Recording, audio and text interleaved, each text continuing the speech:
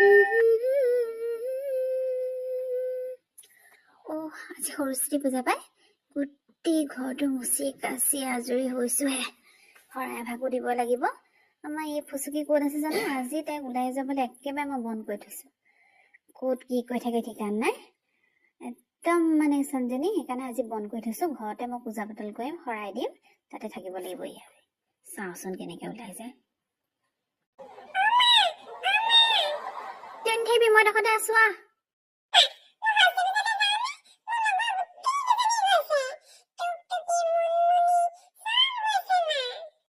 গলেও তই যাব নোৱাৰ। মই তোক কৈ থৈছিলো নহয়।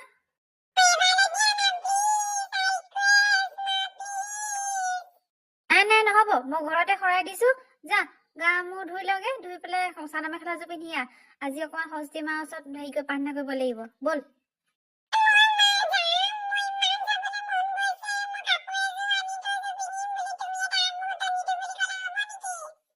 লিছা, মই আজি একদম গালি দিবলৈ মন নাই।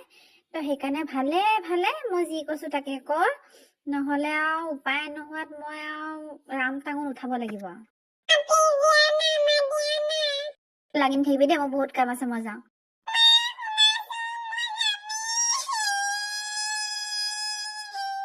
নাই লাভ নাই দেই, তোৰ উদ্ভণ্ডা দিবৰ কাৰণে নিদো, তোৰ স্বভাৱটোৰ কাৰণে তই যাব নাপাৱ। বল এতিয়া মোৰ লগত কাম কৰিব লাগিব।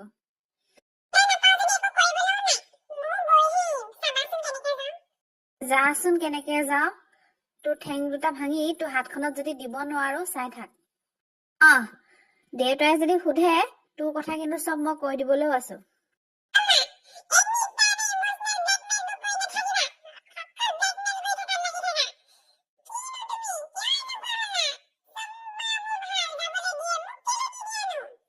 সেই ফুচু বোলাটোৰ লগত ঘূৰিবলে মই জনা আছে, যাবলৈ নাপাওঁ।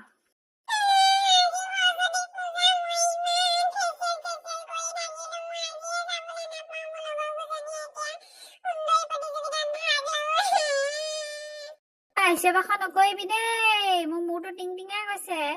তাৰ সলনি যদি তই অকণমান পঢ়াতে মাথাটো লগালিহেঁতেন।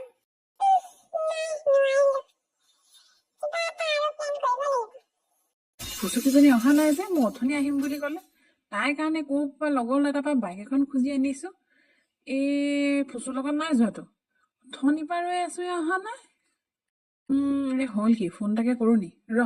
বাপেকে ফোন এটাকে কৰি চাওঁ। ফুচুকি কি হ'ল, অহা নাই যে?